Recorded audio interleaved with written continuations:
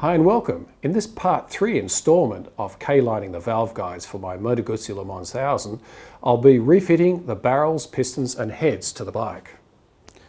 Well, now it's time to fit the pistons to the barrels. Now there's two ways of doing this. You can either fit the piston to the conrod and then slide the barrel down over the top. There is actually a pretty good chamfer on the bottom here.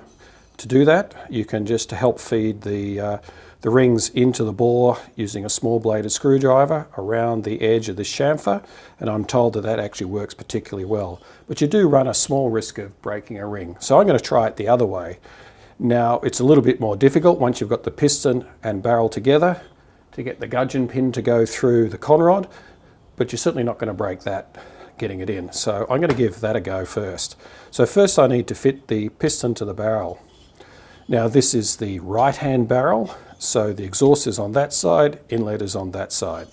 So I'm going to turn that upside down, which will obviously reverse the positions.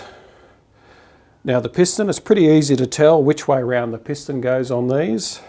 You will notice that the inlet valve will have a bigger cutout on the piston than the exhaust valve. So that's the inlet valve side, that's the exhaust valve side. Sometimes the pistons will be marked with an arrow facing to the front, but on this one you can't really see the difference because of the age of the piston and the carbon deposits. Now I just used a scraper to clean up the top of the piston. Now I'm not actually replacing the rings on this particular bike. Everything seems to be in pretty good order, so I'm going to leave it pretty much as it is. Now if you are fitting new rings, you really want to take care where you place the ring gaps. You don't want the top ring gap opposite the exhaust valve because it will have a tendency to get hot. It's more of a critical situation in a performance engine than with a run-of-the-mill engine, which you really want the top ring gap to be away from the exhaust port and the other two ring gaps staggered around at 120-degree intervals, so that the first ring would be perhaps up here, second ring down here, and the oil ring around this side. So now I just get my piston compressor. Now first of all I'd better oil up the piston.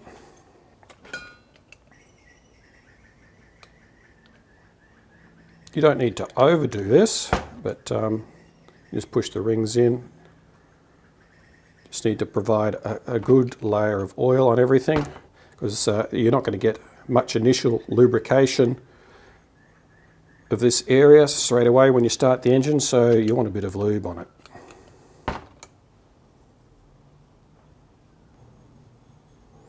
Again, you should make sure that everything is clean before you do this.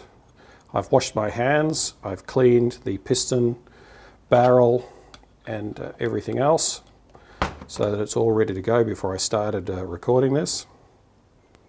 And I put down a clean cloth to put everything on.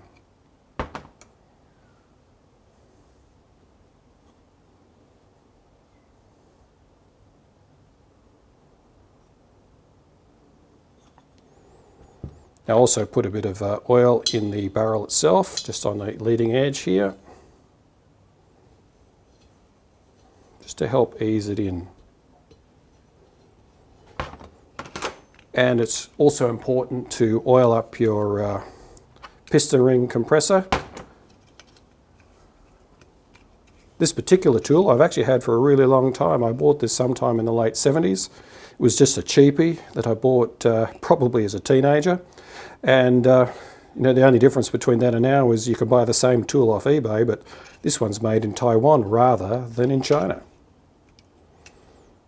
We'll just release that. There's my tool.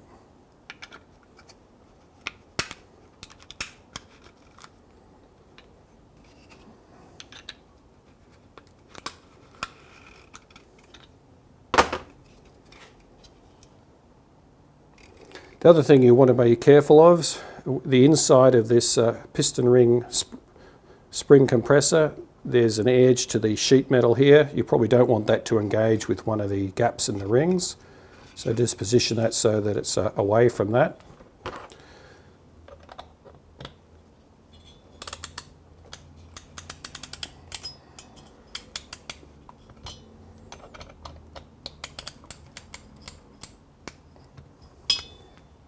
Now you don't need to over tighten that. It looks pretty good. Now I'll just check that I've got everything around the right way. So that is the exhaust port. So the exhaust port's on this side.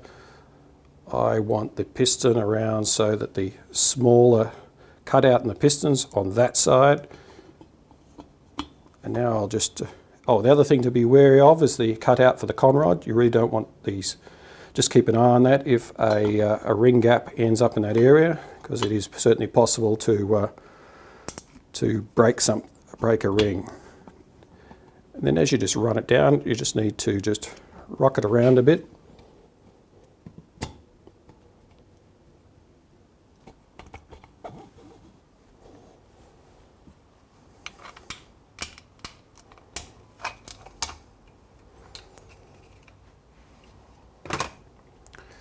There we have it, piston in. So the next job will be to fit that to the crankcases. Now the next thing we need to do is put the two cam followers in. We certainly don't want to leave those out and discover that they're missing at a later stage. And we need to put some assembly lube on these for the initial startup period so that they've got plenty of lubrication on them.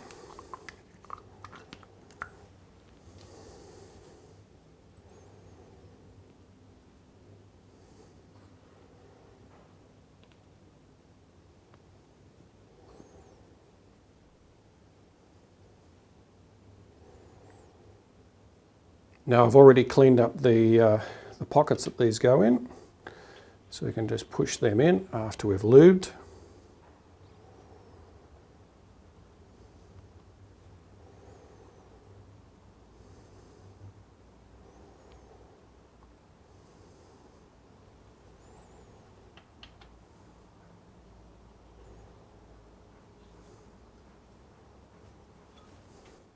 Next thing we need to do is lube up the gudgeon pin small bearing on the top of the conrod.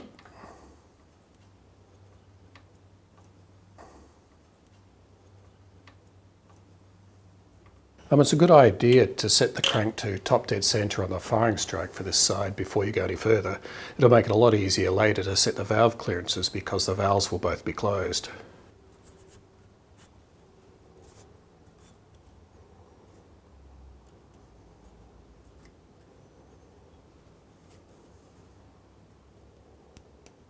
After fitting this base gasket, we then need to fit two O-rings to the shorter studs, the top and bottom ones. These are Viton O-rings. You can get aftermarket ones, or you can just buy the factory ones, but they need to be a high temperature O-ring because this is quite a hot area. So really what they're designed for is to stop oil weeping up these studs from the base gasket and out through the exposed head studs there. Okay, next we take the barrel assembly, taking care to hold the piston with your fingers so it doesn't drop off while you're doing the assembly, and just guide the conrod up into that.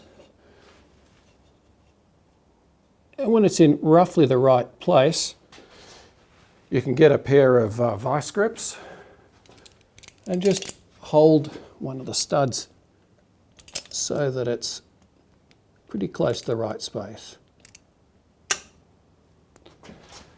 Then we can take our gudgeon pin. Now I've already put some assembly lube on the gudgeon pin as well as in the piston. So I'll just start that off.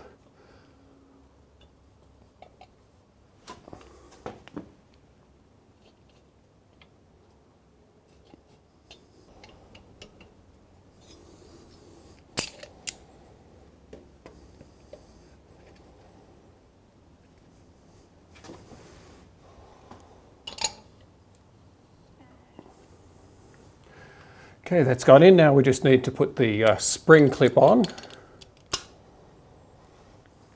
Now I've placed a rag around the bottom here just in case I drop the circlip. Now I've made up this special tool out of an old pair of needle nose pliers. I've just dremeled a little slot in the end to catch the tangs on this little ring clip. And I put a cable tie on the back end just to hold it so I can juggle it into position and hopefully get in it. It sort of is a bit of a tight fit. I found that the easiest way to fit these clips was to put one side into the groove first, hold it with your finger, release the pliers, and then pop the other side in with a screwdriver. That's it.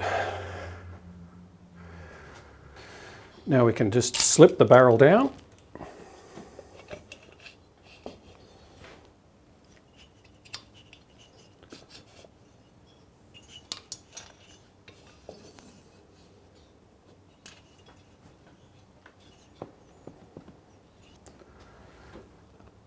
Next we put the head gasket on.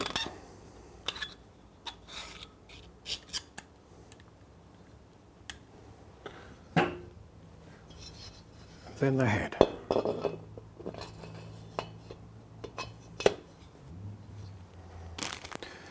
Next we put on 4 more O-rings on these 4 studs here.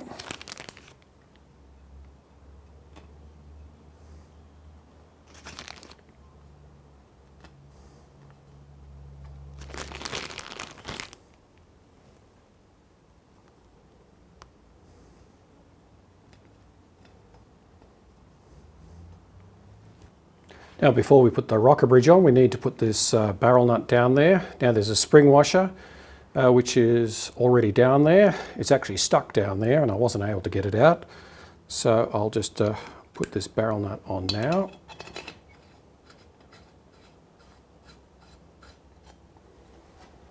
Next up is the rocker bridge. I'll just put the 4 wave washers on here.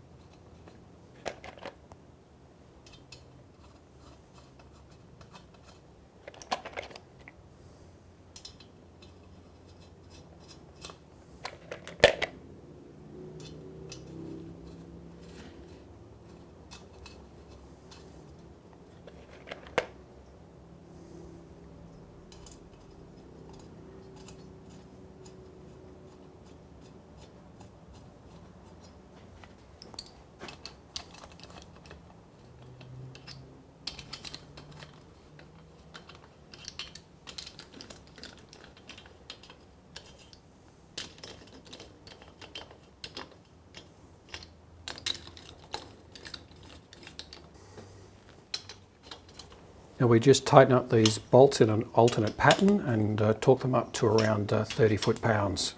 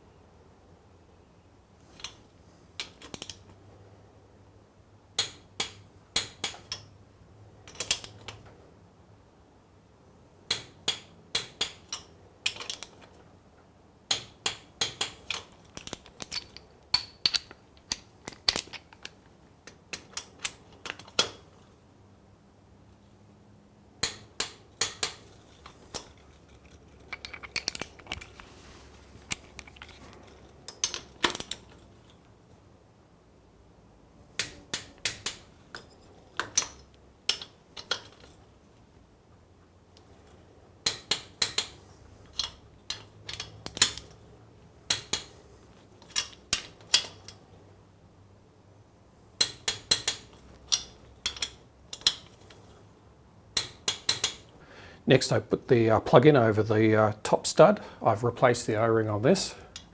This O-ring doesn't have to be a Viton O-ring, though you can use one if you wish.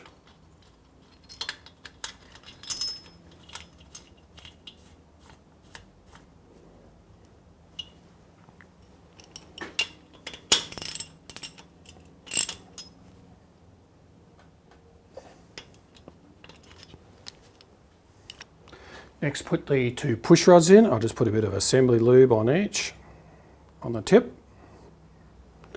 and drop them down. So put a bit on this end.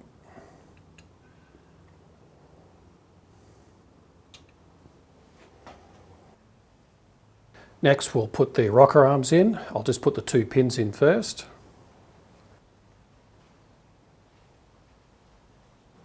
Now at the top there's two washers and a spring. The steel washer goes to the top up against the rocker arm assembly, followed by the spring, followed by the bronze washer.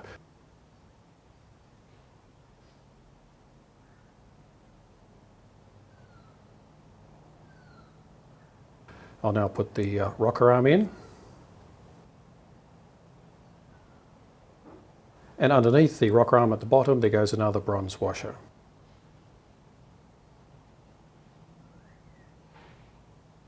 To the other side, at the top goes the steel washer, followed by the spring, followed by the bronze washer.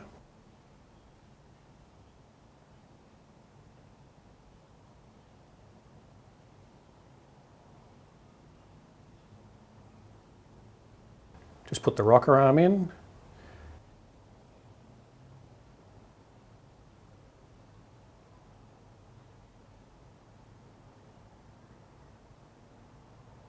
And put the bronze washer at the bottom. Now just slide the pins in. You can use a screwdriver in the slot at the bottom if you need to rotate those pins around so you can actually get the bolts in. Now I'll put those bolts in and tighten them up.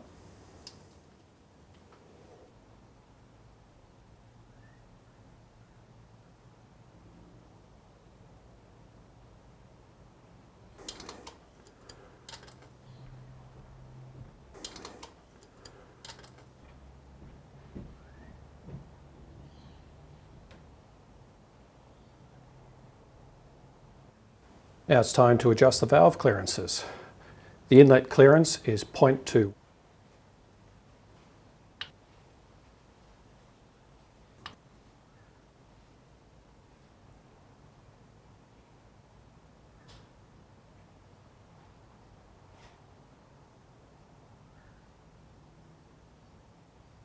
And the exhaust clearance is 0.25.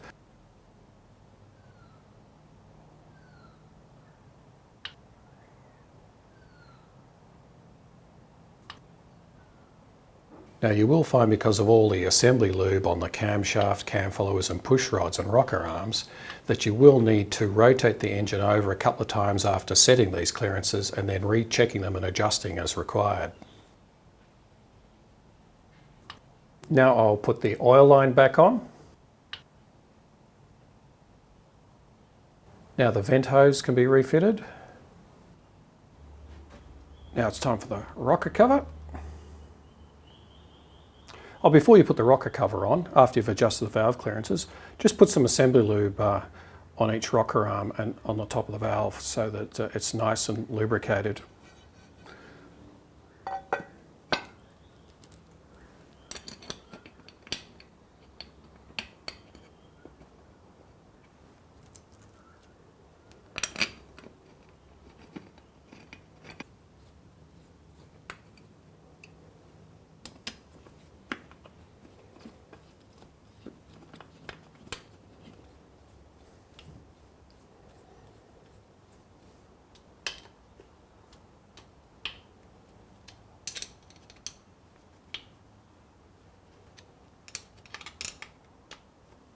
Well, that's pretty much it for this part 3A of K-lining the valve guides of my Moto Guzzi Le Mans 1000. It was rather difficult to show everything on the right-hand side. Hopefully I've managed to get it all on film. What I'm going to do now is rotate the engine over to top dead center on the firing stroke for the left-hand cylinder, and I'll repeat that procedure for this cylinder. But I won't show that on film. You know, if you can do one side, it's pretty much the same for the other. In the next video, I'll be refitting the carburetors, exhaust system, putting oil on the bike, and firing it up, running it for about 15 minutes, and then I'll retorque the heads. And that'll be pretty much it, and the bike will be back on the road, hopefully pretty soon. I'll see you then.